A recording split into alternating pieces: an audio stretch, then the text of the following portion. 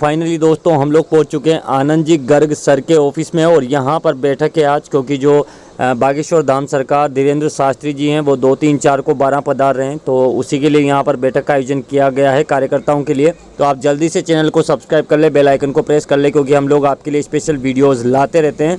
साथ ही आप लोगों को बता दें कि बागेश्वर धाम सरकार धीरेन्द्र शास्त्री जी जब 12 आ जाएंगे तो पूरी की पूरी खबर हमारे चैनल पर आपको हर चीज़ देखने के लिए मिल जाएगी। तो चैनल को आप लोग जल्दी से सब्सक्राइब कर ले, बेल आइकन को प्रेस कर लें। तो चलिए दोस्तों करते हैं इस बैठक की शुरुआत।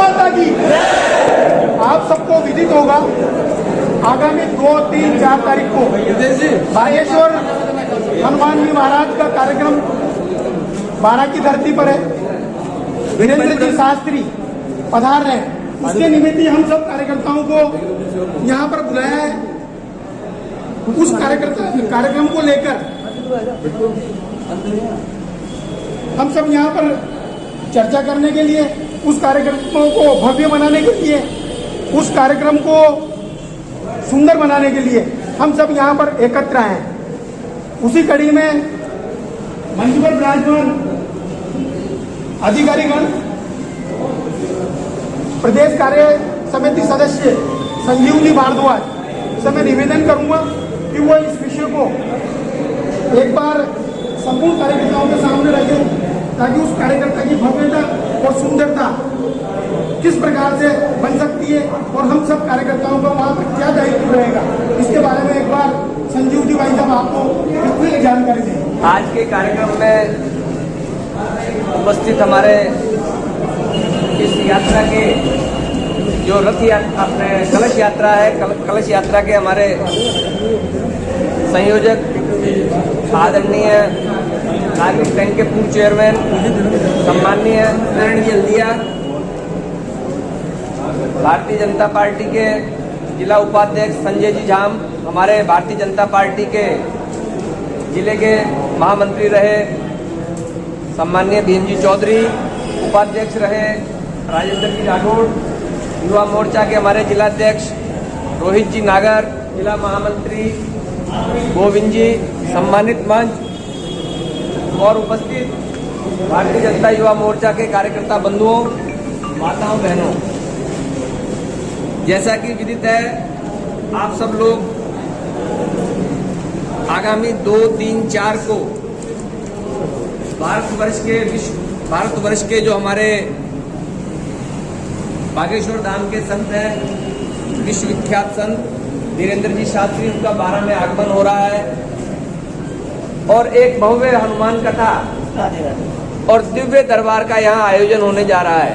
ये 12 के लोगों के लिए, 12 की धरती के, 12 जिले की, 12 की प्रॉपर धरती नहीं, 12 जिले के लोगों के लिए ये सम्मान और गौरव की बात है कि ऐसे संत का हमारे यहाँ आगमन हो रहा है और उनके आगमन पर हम उनके कार्यक्रम के अंदर एक शानदार व्यवस्था और उनका स्वागत सत्कार और उनके आयोजन जो उनके लिए हम कर रहे हैं, उस आयोजन की भव्यता आप सब लोगों के माध्यम से एक सुंदर व्यवस्था यहाँ तय हो, इसके निमित्त हम सब लोग यहाँ आज एकत्रित आए हैं।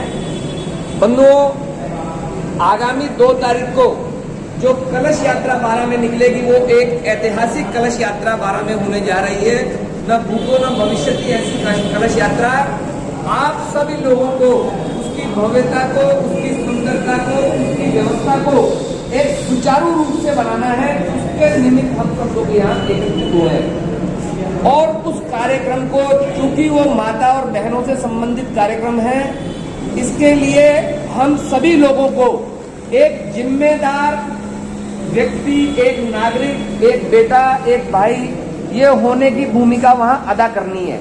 उस कार्यक्रम में किसी तरह की कोई अव्यवस्था नहीं हो।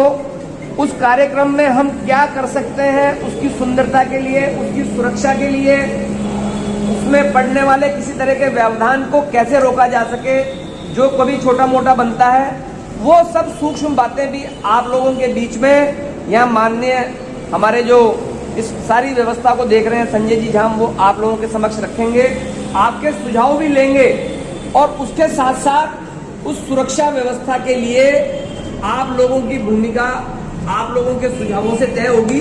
बाकी फिर ये आपको उसके बारे में और बताएंगे। उसके लिए इन्होंने फोटोग्राफ मांगे हैं, एक कार्ड बनेंगे, वो सारी व्यवस्थाओं का डिटेल जानकारी आपको संजय जी एक बार आपको देंगे।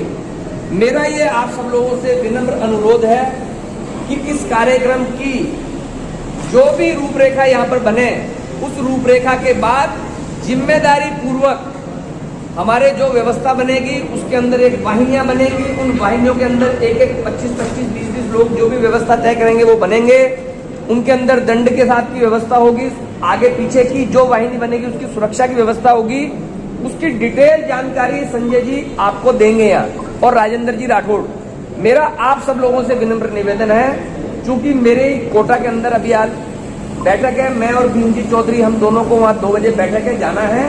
तो 12 बजे का टाइम था, लगभग 1 बजने वाला है, हमको वहाँ बैठक में समय में पहुंचना है। पार्टी की बैठक है, दोनों पार्टी के प्रभारी हैं, तो इसलिए मैं आपसे क्षमा चाहूंगा, क्योंकि मैं और भी आपके बीच में बैठता और आपके सुझावों को आपके साथ डिस्ट्रीब्यूट आपका लेता, लेकिन मेरे पास समय का अभाव है, तो मैं आपसे अपनी बात को विराम दूंगा। और बाकी बात राजू जी राठौड़, संजय जी झा और हमारे इसी यात्रा के जो संयोजक हैं सब देख लें। माननीय जयनारायण जी हल्दिया जो हमारे नागरिक बैंक के पूर्व चेयरमैन हैं, पार्टी के वरिष्ठ कार्यकर्ता हैं, इनके पास एक बहुत अच्छा लंबा अनुभव है। लेकिन मेरा आप सब लोगों से निवेदन है, एक आदमी 2 आदमी 20-25 आदमियों के ऊपर 2 आदमी रहेंगे, हर एक 2 आदमी 20-25 आदमियों को कंट्रोल करेगा। और जो ग्रुप बनेगा वो ग्रुप एक वाहिनी को कंट्रोल करेगा, उसके आगे रहेगा, पीछे रहेगा। ये सारी व्यवस्थाएं यहाँ बनेंगी, उनमें अपनी भूमिकाओं को तय करें, जिम्मेदारी तय करें। और आगे अगर किसी को आना जाना है, कोई किसी कारणवश अपरिहार्य कारण आ जाए और कोई नहीं आ पाता है, तो अपने ग्रुप के मुखिया को उसके बारे में वो जानकारी उपलब्ध कराए, ताकि उसका रिप्लेसमेंट किया जा सके। तो आप लोग अब शांतिपूर्वक जैसे भी बैठे हुए हैं, इस सारी व्यवस्था को बनवाने का काम करें। और मेरा आपसे निवेदन है कि ये कार्यक्रम आप सभी लोगों के नेतृत्व में भव्य और एक सुव्यवस्थित हो, जिसका कार्यक्रम का मैसेज जाना चाहिए कि अगर यहाँ पर इन लोगों ने, युवा मोर्चा के कार्यकर्ताओं ने इसकी प्रबंधन व्यवस्था का काम आपने संभाला है, तो वो अव्यवस्था का कारण नहीं बना, बल्कि एक पूरे समाज के अंदर पूरे जिले के लोग आएंगे, उनके बीच में एक मैसेज का कार्यक्रम जाना चाहिए। तो हमारी जिम्मेदारी वहां तय होनी चाहिए। ये मेरा आप लोगों से आग्रह है और निवेदन है और आप लोगों से अपेक्षा है। इतनी बात कहते हुए मैं अपनी बात को विराम दूंगा और आपसे क्षमा चाहूंगा, आपके बीच में मैं रुक नहीं पाऊंगा, मेरे को बैठक में जाना है। जय भारत, जय हिंद। आदरणीय संजीव जी भाई साहब ने जैसा कि हम सब कार्यकर्ताओं को बताया कि जो आगामी 2 तारीख को कलश यात्रा है, उसकी सुंदरता, भव्यता और व्यवस्था किस प्रकार से होना चाहिए, हमारे जैसे कार्यकर्ताओं का उसमें क्या योगदान रह सकता है, हम उसको किस प्रकार से सुंदर बना सकते हैं, इस सब चीज़ों को देखते हुए और हमें हमारी जिम्मेदारी का निर्वाह करना है। इसी कड़ी में मैं आगे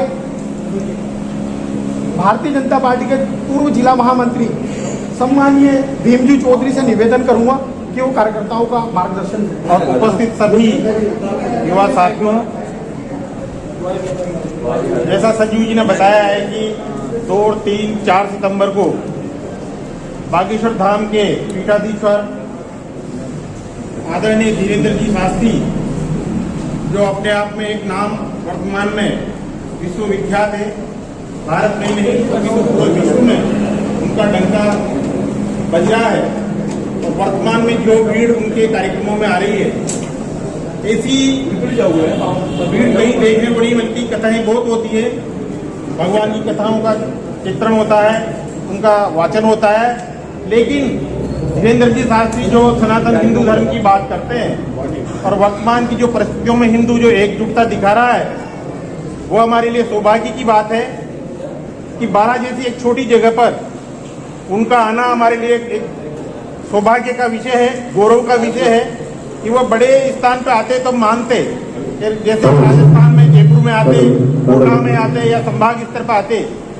तो मान भी सकते थे, लेकिन उन्होंने 12 में अपनी प्रोग्राम देकर हम सब लोगों के ऊपर एक उपकार किया है, एक छोटी जगह पे आना, मैं समझता हूँ कि एक सौभाग्य की बात है।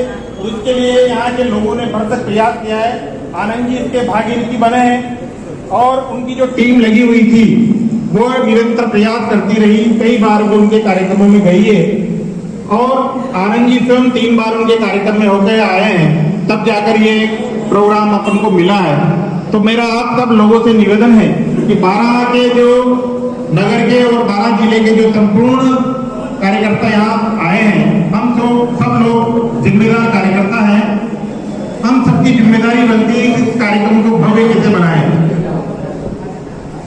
हमें एक विशाल कायम करनी है, एक ऐसा संदेश देना है पूरे राजस्थान में, पूरे हिंदुस्तान में कि 12 में जो कार्यक्रम हुआ एक ऐतिहासिक कार्यक्रम हुआ। मेरा आप सब लोगों से इतना ही निवेदन है कि बार-बार मेरी बात कहें तो अच्छा नहीं, मेरे को भी कोटा जाना है। आप सब लोग जिम्मेदार हैं और ये उपस्थित विषय के बारे में बताएगी, मतलब क्या कहाँ से कहाँ से रहेगी, ये सारी चर्चा ये करेंगे।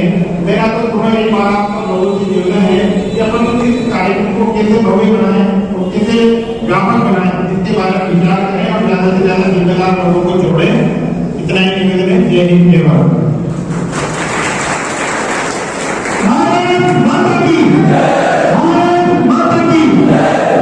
माता की बोलो, बागेश्वर धाम सरकार की।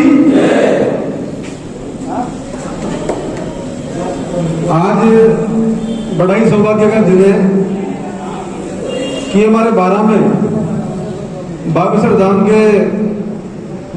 धाम सरकार के महाराज हमारे 12 में पधार रहे हैं। और अब 12 में तो आ रहे हैं, लेकिन जब 12 में आ रहे हैं तो उनका जो कार्यक्रम है 2, 3 और 4 तारीख का, वो कार्यक्रम कैसे भव्य हो और उसे भव्य बनाने के लिए हम सब युवा कार्यकर्ताओं की जिम्मेदारी है कि हम जो भी जिम्मेदारी हमें दी जाए उस जिम्मेदारी को हम पूर्ण निष्ठा के साथ उस जिम्मेदारी को निभाएं।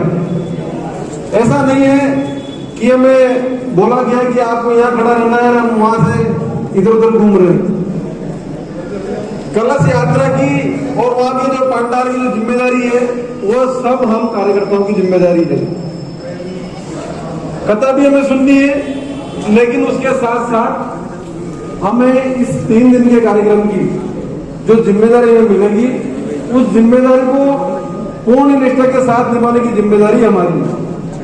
कलश यात्रा 12 में 2 जगह शुरू होगी, लेकिन हमें जो श्री राम स्टेडियम से जो कलश यात्रा शुरू होगी उस कलश यात्रा की पूर्ण जिम्मेदारी हम सब कार्यकर्ताओं की होगी। वहां पर जितने भी बजे हमें सुबह 7 बजे 8 बजे जितने भी बजे हमें वहां पर बुलाया जाए, हम एक साथ वहां उपस्थित होंगे। उसके बाद उन कलशों को महिलाओं को देना, लाइन में लगाना।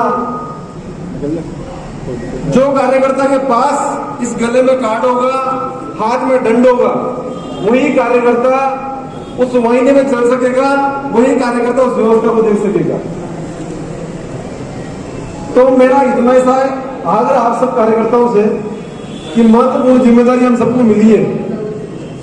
अगर आप में से किसी भी एक कार्यकर्ता ने, चाहे उसमें मैं ही क्यों न हो, अगर मैंने भी उस जिम्मेदारी को थोड़ा सा भी डिस्टर्ब करने की कोशिश की तो नाम आप और हम सब कार्यकर्ताओं को खराब होगा और जो मैसेज जाएगा वो एक बहुत गलत मैसेज जाएगा। आज जो यहाँ पर जिन कार्यकर्ताओं को बुलाया है वो सब अपने आप में जिम्मेदार कार्यकर्ता है और अपनी अपनी जिम्मेदारी को सब समझते हुए ये जिम्मेदारी है। मजे लेने के लिए मैं आना नहीं है किसी को। अगर किसी को मजा लेना हो तो मैं हाथ जोड़ के निवेदन है कि वो इस जिम्मेदारी में अपना हाथ ना बटाए। मैं स्पष्ट कह रहा हूं, बड़ा काम है और इसका मैसेज हमें इस 12 में नहीं, पूरे राजस्थान में ही नहीं, पूरे देश में इस कथा का मैसेज हमें यहां से देना है। और मैसेज देने के लिए हम सब कार्यकर्ताओं की जिम्मेदारी है कि हम सब अपनी अपनी जिम्मेदारी को समझें। आज जो कार्यकर्ता पर पधारे उनके सबको एक एक फोटो लाने के लिए कहा था। जो नहीं लेके आया और जो देखे जाना चाहता है फोटो, वो अभी यहाँ से जाने के बाद फोटो खिंचवा के फोटो के पीछे अपना नाम और मोबाइल नंबर लिखकर हमारे सर के अध्यक्ष से रिफरेंस दी, उनको फोटो जमा करवा कर जाना है। और आगे की सूचना जो भी होगी हम आपको देंगे, लेकिन जब सूचना देंगे जितने बजे की भी सूचना दे, जिस स्थान की भी सूचना दे, उसी टाइम से 15 मिनट पहले, आधा घंटा पहले आपको सूचना का पालन करते हुए उस स्थान पर उपस्थित होना पड़ेगा। अगर इस चीज में किसी को आपत्ति हो तो कृपया मेरा निवेदन है कि वो यहाँ पर अपना नाम व्यवस्था के नाते से नहीं लिखवाए, क्योंकि एक जिम्मेदार कार्य है और जिम्मेदार कार्य सिर्फ जिम्मेदार कार्यकर्ताओं को दिया जाता है। और यहाँ बुलाना, जो कार्यकर्ता आज यहाँ पर बुलाए वो पूरे जिले से एक जिम्मेदार निष्ठावान कार्यकर्ताओं को मैं यहाँ पर बुलाया है। तो आप सब जिम्मेदार कार्यकर्ताओं, जो भी आगे की योजना आदरणीय संजय जी भाई साहब हमें बताएंगे, राजेंद्र जी राठौर भाई साहब हमें बताएंगे, उस योजना के निमित्त हम सब कार्यकर्ताओं को इस काम को पूरा करना है, ईमानदारी के साथ करना है। यही कहकर मैं अपनी वाणी को विराम दूंगा। जय हिंद, जय भारत। बोलो बागेश्वर धाम की। आज हम सब 2, 3, 4 तारीख को जो बागेश्वर धाम का महाराज कदा में अपने कथा का भव्य आयोजन होगा और उसमें हम सब भागीदारी निभाएंगे।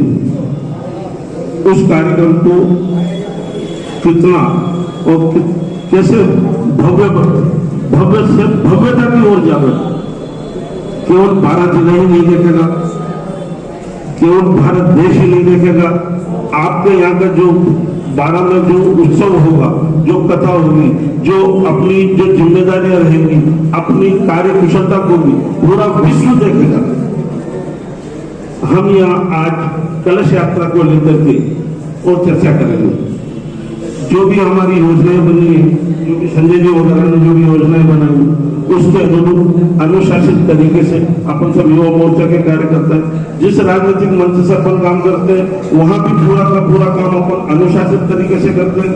घर का काम, नगर का काम, मोहल्ले का काम, अपने समाज का काम, ये जितना अपन जवाबदारी जिम्मेदारी से उससे कहीं कई गुना अधिक जिम्मेदारी अपन को इस कार्यक्रम में निभाना का अपना दायित्व रहेगा। कलश यात्रा में बिल्कुल अनुशासित तरीके से मातृशक्ति 51,000 का अपना लक्ष्य है, तो 51,000 कलश यात्रा मातृशक्ति लेकर के चले, है ना। उनकी सुरक्षा, उनको कतारबद्ध, उनको किसी भी प्रकार की असुविधाएं नहीं हो, इस प्रकार से और अपने कार्य की पूरी अनुशासन, जिस प्रकार से अनुशासन में रहकर के एक कार्यकर्ता काम करता है, उसी प्रकार से अपन को अनुशासित रह करके जहां जिस कार्यकर्ता को जिस टीम में लगा दिया जाए, उसमें वो पूर्ण जवाबदारी से सजग होकर के कार्य करे। यही आप लोगों से अपेक्षा है।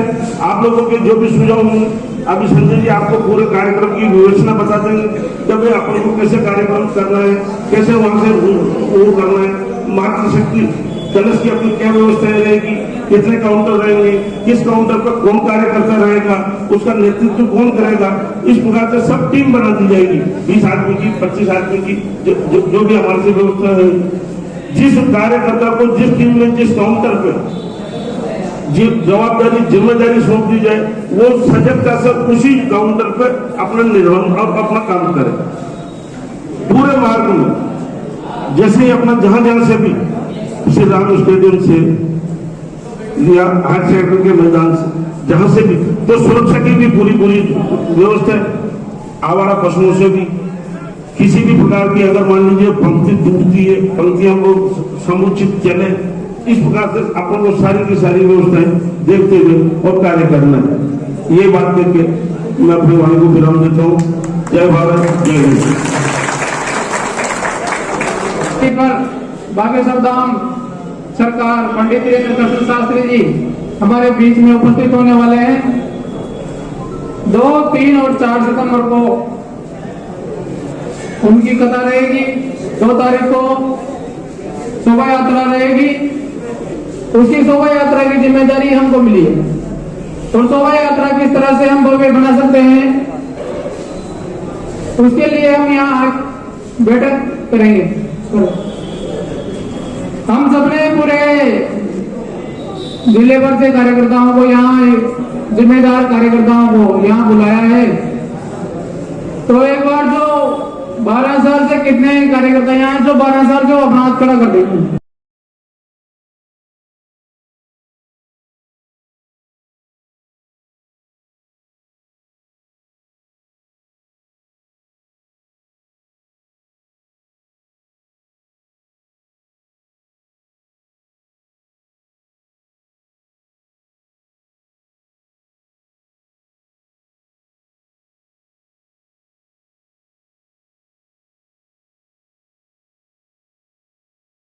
मीटिंग में शुरुआत में भारत माता की जय और जिंदाबाद वगैरह करके और नारा लगाते हैं, लेकिन आज अपन सभी सनातन धर्म के लिए जिस कार्यक्रम के निमित्त इकट्ठे हुए तो एक बार उनका जयकारा लगा देते हैं। बागेश्वर धाम सरकार की जय, बागेश्वर धाम सरकार की जय, बागेश्वर धाम सरकार की जय। कलश यात्रा जो 12 शहर में 2 सितंबर को निकलने वाली है, उस कलश यात्रा के जो हमारे संयोजक हैं आदरणीय जयनारायण जी हल्दिया जी, हमारे को उस कलश यात्रा में सहयोग करने वाले आदरणीय महेंद्र जी भाई साहब, गोयल साहब,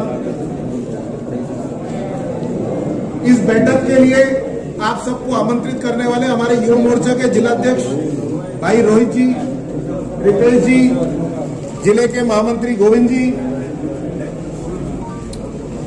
हमारे देहात के महामंत्री निर्मल जी, हमारे साथ उपस्थित है हमारे पंजाबी समाज के पूर्व अध्यक्ष महेश जी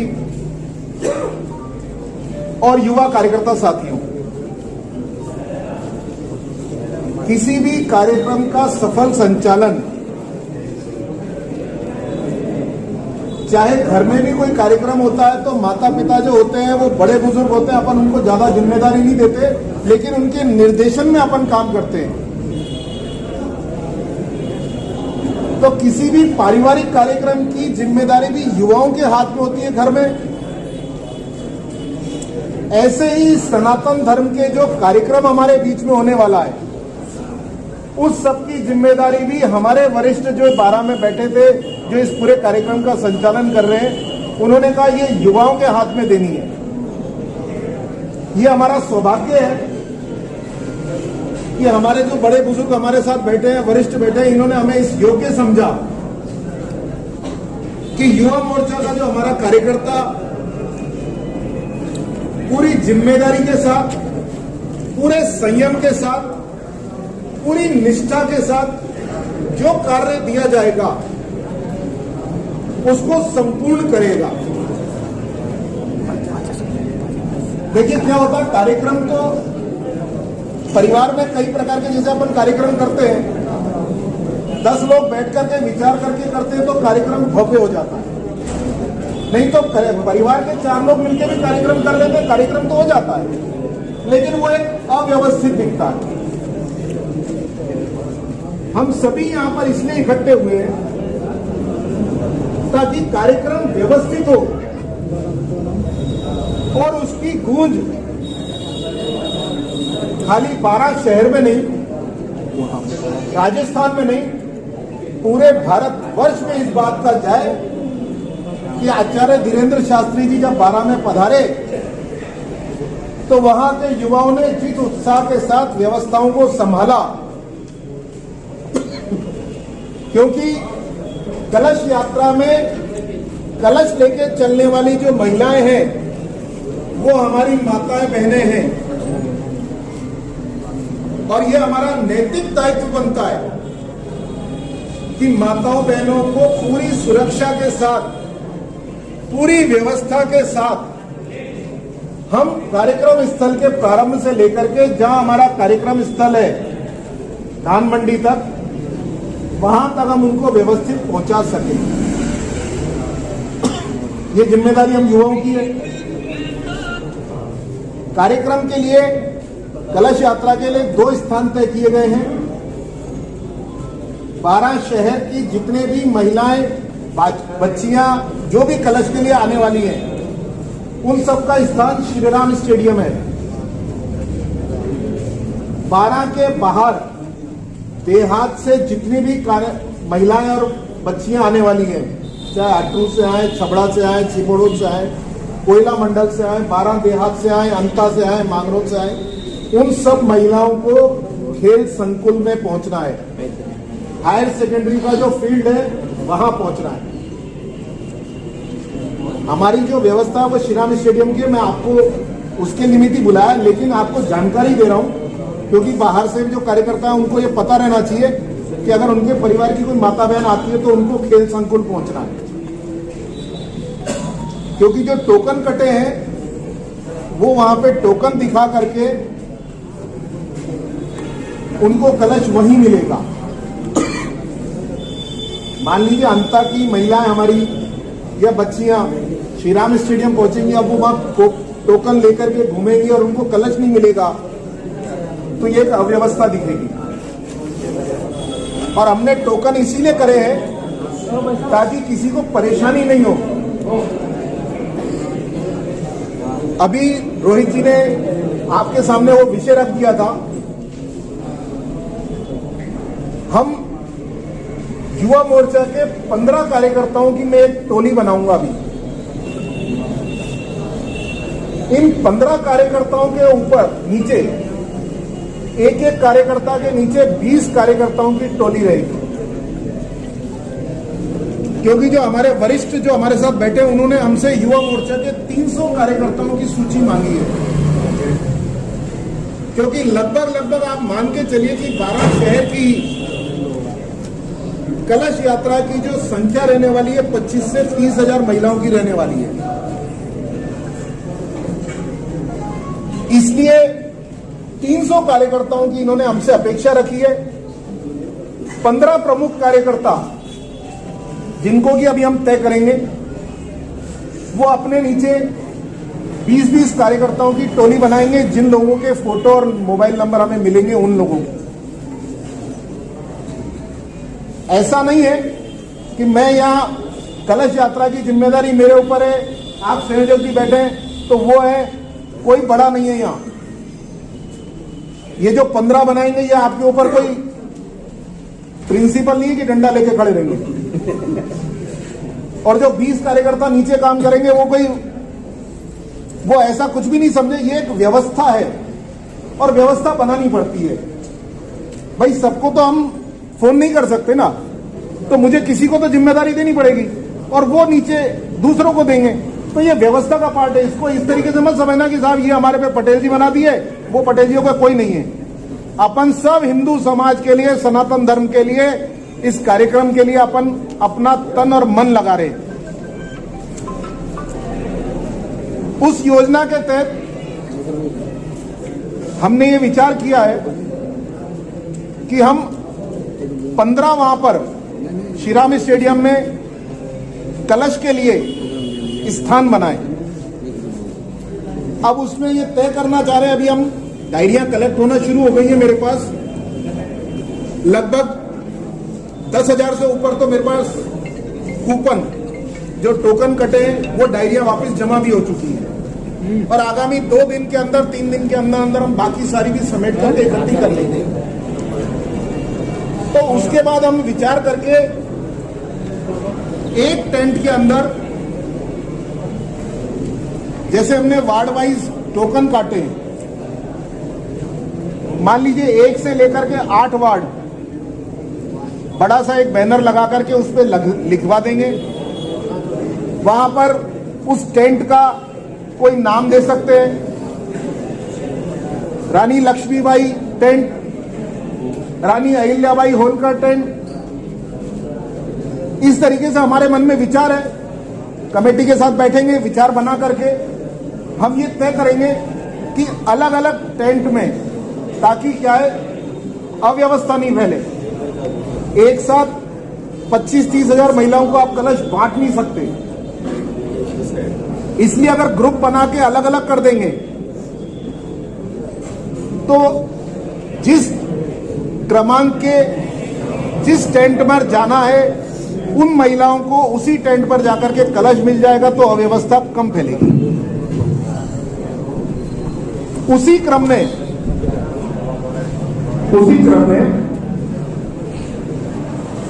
प्रत्येक 1000, 2000 या 3000 महिलाओं की जो वाहिनी बनाएंगे, उस वाहिनी के लिए जिन 15 कार्यकर्ताओं की, 20 कार्यकर्ताओं की सुरक्षा की ड्यूटी लगाई जाएगी, ये उनकी जिम्मेदारी रहेगी कि जब महिलाओं की कलश यात्रा श्री राम स्टेडियम से चालू हुए, प्रताप चौक, छोटा चौराहा, हॉस्पिटल रोड होते हुए धान मंडी तक जाए, तो रास्ते में दोनों तरफ किसी प्रकार की कोई अव्यवस्था न हो जाए।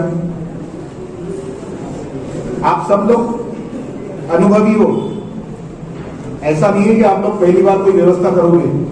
कई बार जुलूसों की, यात्राओं की आप लोगों ने व्यवस्था करी है,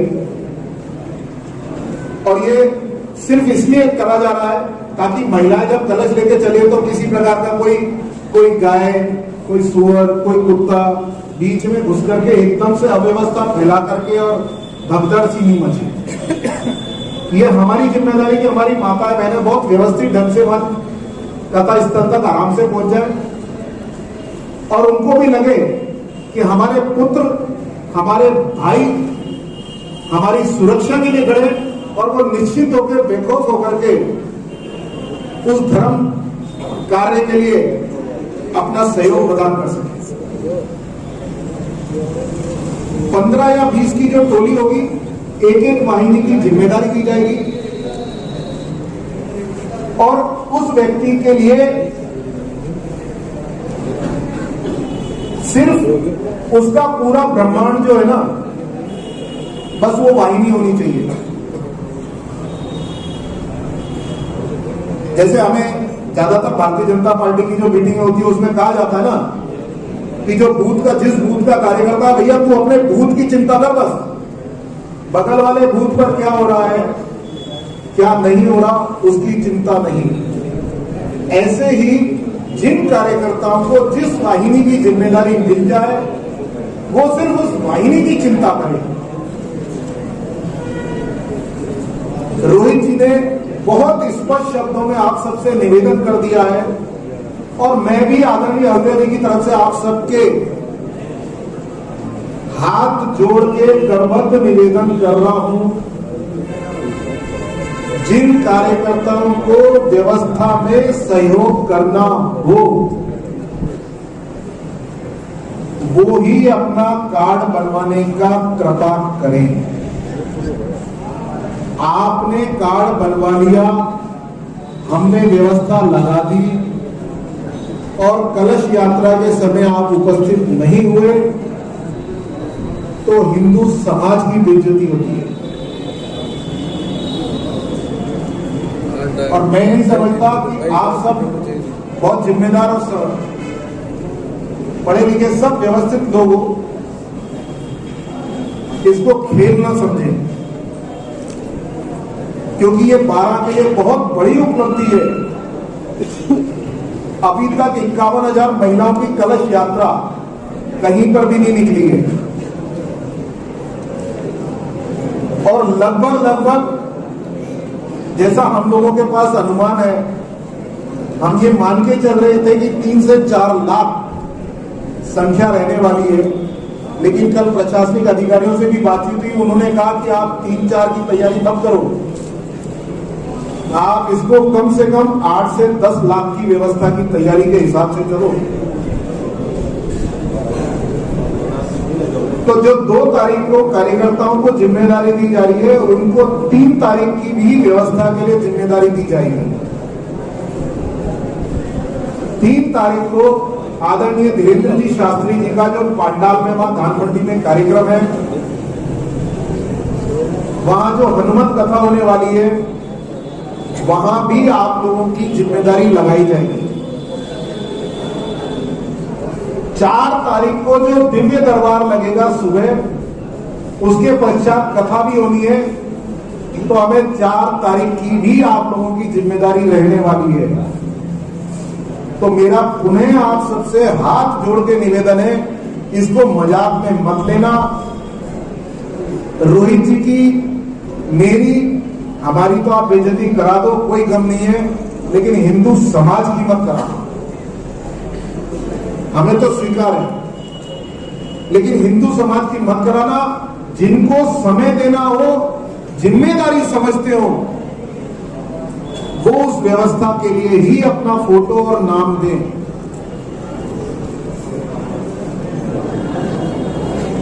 जिन कार्यकर्ताओं को हम जिम्मेदारी देने वाले हैं, हमने कलश यात्रा का समय 12 बजे का महिलाओं को दिया है। उन सब कार्यकर्ताओं को जिनको व्यवस्था में रहना है, मैं आपको इसलिए स्पष्ट पहले बता रहा हूं ताकि आपका मन बना लो। आप लोगों को सुबह 10 बजे 9 बजे श्रीराम स्टेडियम पहुंचना पड़ेगा। जिन 15 या 20 कार्यकर्ताओं को जिस वाहिनी की जिम्मेदारी मिलेगी, उस वाहिनी के लिए कलश तैयार करना, उनमें जल भरना, उनमें अशोक के या आम के जो भी पत्ते हमें उपलब्ध होंगे वो लगाना, ये जिम्मेदारी हम कार्यकर्ताओं की है। कलश तैयार करने के पश्चात जब वाहिनियां शुरू होंगी तो हमें आगे से आगे वाहिनियां बढ़नी पड़ेगी। जहां जहां बीच में रोड कनेक्ट हो रहे हैं, मेन रोड के बीच में जहां से गलियों से रोड आ रहे हैं, वहां रोड पर हमें 2 कार्यकर्ता पहले लगाने पड़ेंगे ताकि कोई मोटरसाइकिल लेकर के बीच में नहीं घुस जाए, किसी प्रकार का कोई जानवर बीच में न घुस जाए। ये हमारी जिम्मेदारी है। प्रशासन तो सब कुछ करेगा, लेकिन हम प्रशासन के जिम्मे नहीं रहेंगे। ये हमारे समाज का, हमारे धर्म का काम है, हम खुद करेंगे। ये जिम्मेदारी हमारी है। इस पूरी कलश यात्रा के बदले में हमने चिकित्सा की टीम भी हमारी साथ में रहने वाली है। 4 एम्बुलेंस की व्यवस्थाएं भी हमने करी है। कुछ कार्यकर्ता अपने साथ इलेक्ट्रॉल पाउडर के 2-2, 3-3 पाउच अपनी जेब में रख लेना। अगर कहीं ऐसा लगे किसी महिला को या किसी बालिका को कुछ घबराहट होने लगी, कोई बात है, तो हाथों हाथ पाउच खोल करके उनको पिला देना।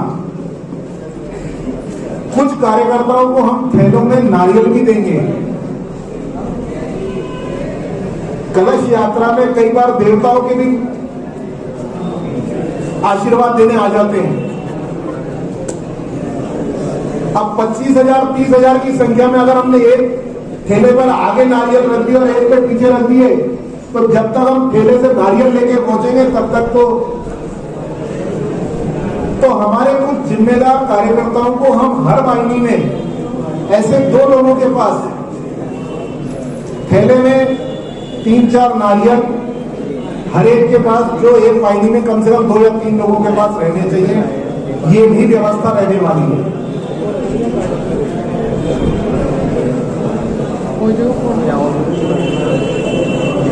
रास्ते में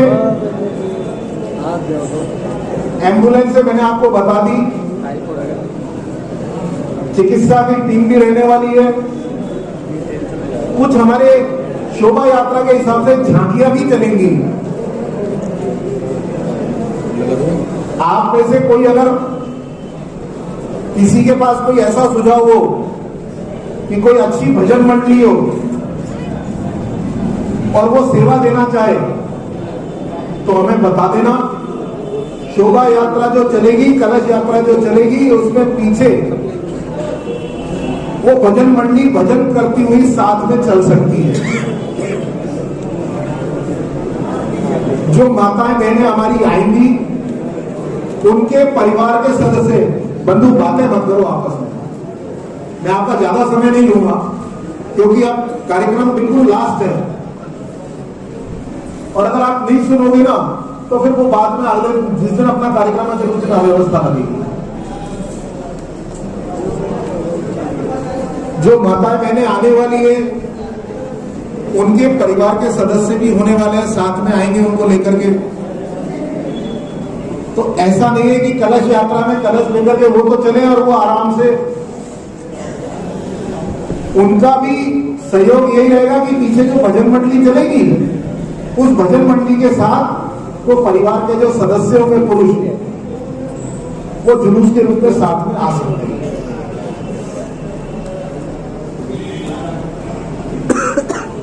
आज आप लोग यहाँ पे अपने अपने फोटो लेके जाओगे, 2 से 3 दिन में हम उसकी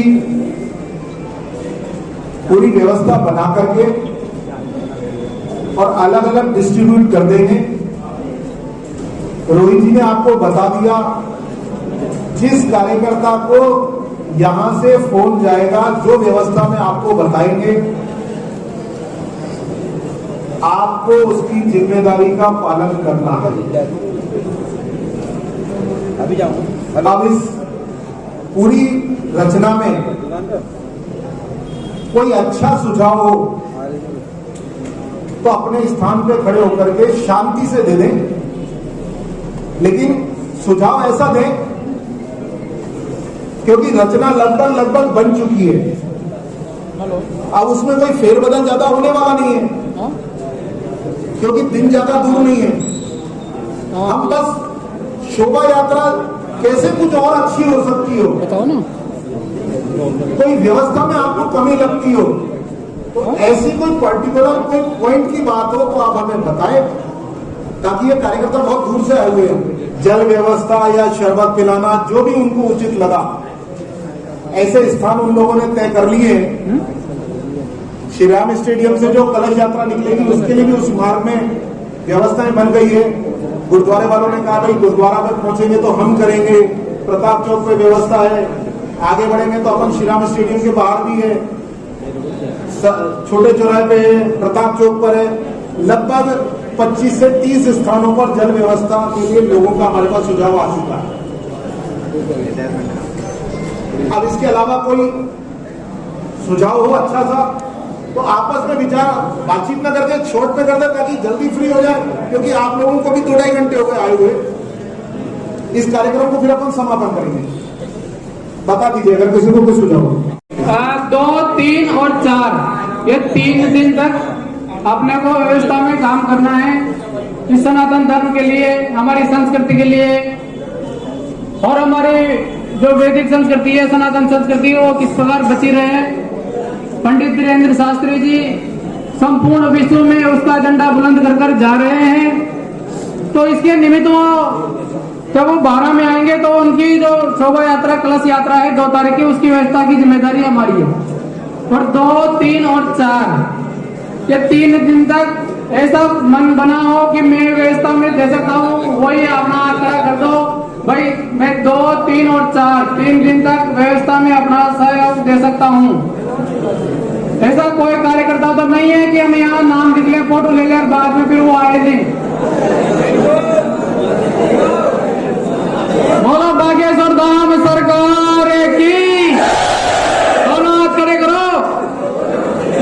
बोलो बागेश्वर धाम सरकार की, बोलो बागेश्वर धाम की, सनातन धर्म की।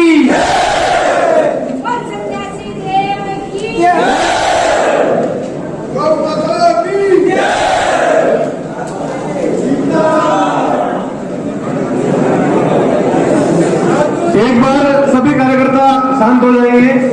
मेरा आप सबसे आग्रह है कि हम सबको जो जिम्मेदारी मिलेगी, हम सबने संकल्प लिया है, इस जिम्मेदारी को हम सब युवा मोर्चा कार्यकर्ता पूर्ण निष्ठा और ईमानदारी के साथ उस जिम्मेदारी का निर्वहन करेंगे।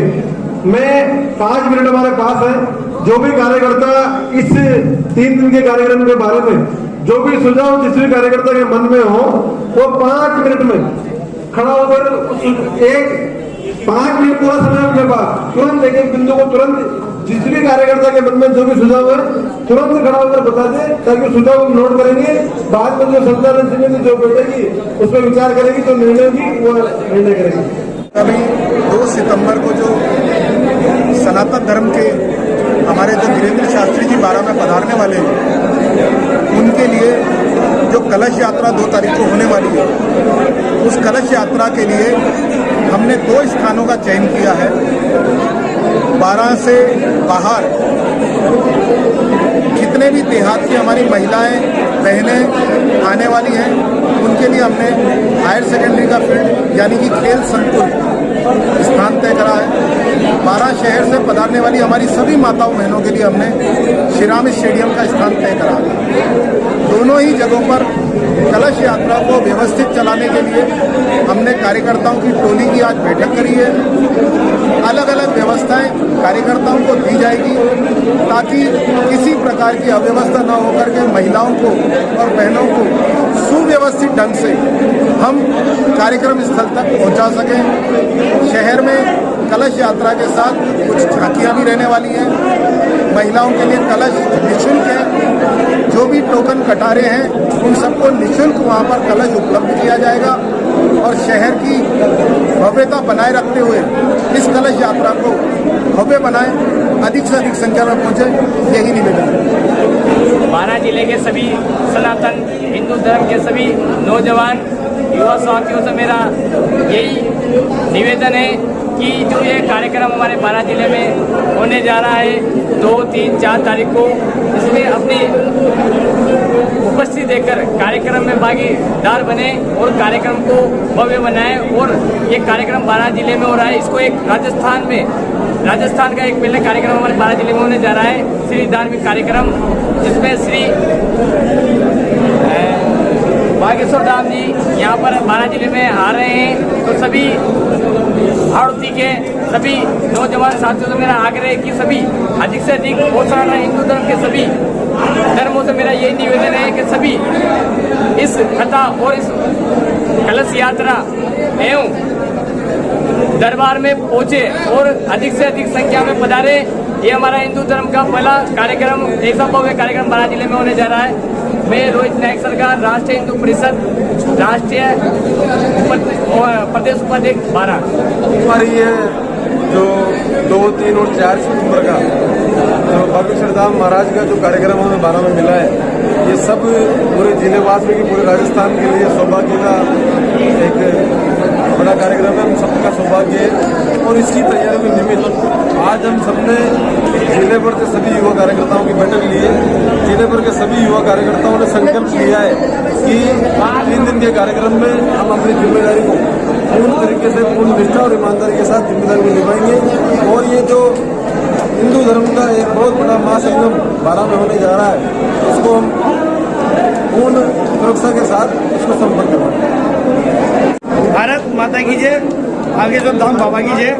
ये हम सब के लिए, बारामासियों के लिए, अन्नपूर्णा नगरी के लिए एक सौभाग्य की बात है कि जो जिनको हम सोशल मीडिया पर देखा करते हैं, जिनके करोड़ों भक्त हैं बागेश्वर धाम सरकार, वो हमारी अन्नपूर्णा नगरी में 2, 3 और 4 तारीख को पधार रहे हैं। आज ये जो विशाल बैठक रखी गई है, 2 तारीख को जो कलश यात्रा है 51,000 महिलाओं की, उसके निमित्त आज की ये बैठक आहूत की गई है। इसमें सैकड़ों की तादाद में कार्यकर्ता पधारे हैं और 2 तारीख को मेरा सभी से निवेदन है 12 बजे श्री राम स्टेडियम में पधारें और कलश यात्रा में सहयोग करें।